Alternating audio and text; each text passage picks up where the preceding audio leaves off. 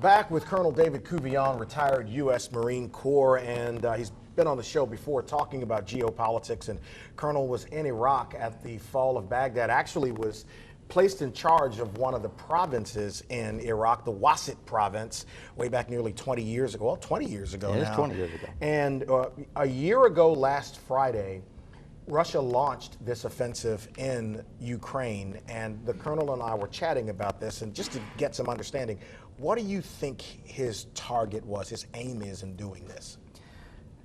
Putin's aim is, his overall aim is the revival of the greater Russian Empire. Okay. And the position of Russia as a leader in the world. And that's what he wants to do.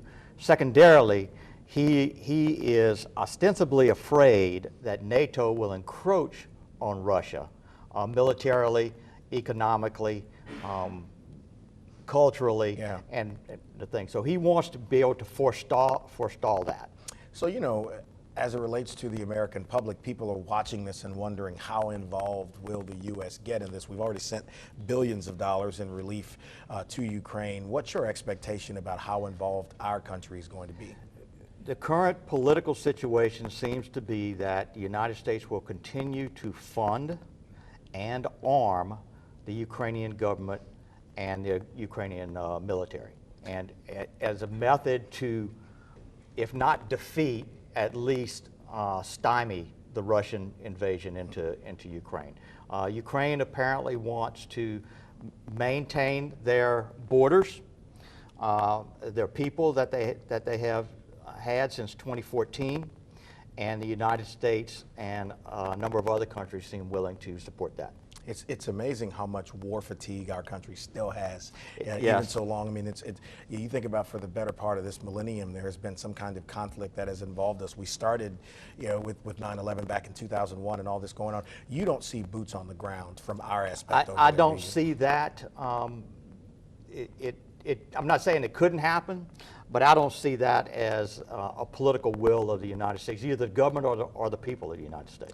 Philosophically, when you look at your time in Iraq and what you've done since then, you've spoken on panels around the country about war and where we are now. What do you think the psyche of the country is as it relates to wars on other continents, and if we will ever get to a place where it will be okay for Congress to send our men and women into combat somewhere else?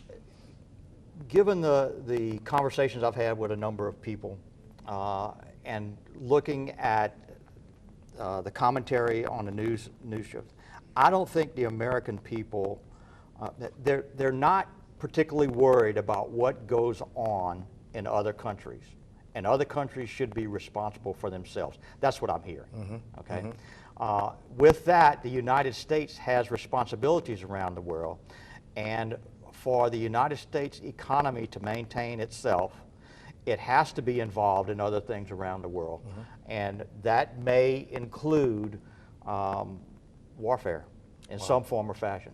Well, in May, we're going to be doing the 9th edition of Smoke 'em If You Got 'em, a fundraiser we've been doing for 9 years, and there's a big debate about it, but I'm going to save it. We're not going to do this right here, right now. Let me just say he's wrong. His position is not accurate, but it's going to be on Sunday, May 21st. Bring me on as an expert and tell me I'm wrong. There you go. No, you're right about Ukraine. You're Okay. just wrong about the origins of our event.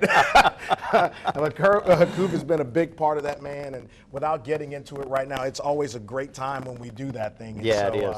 But we'll tell that story, and we'll let the viewing audience decide who was right and who was wrong. We got that.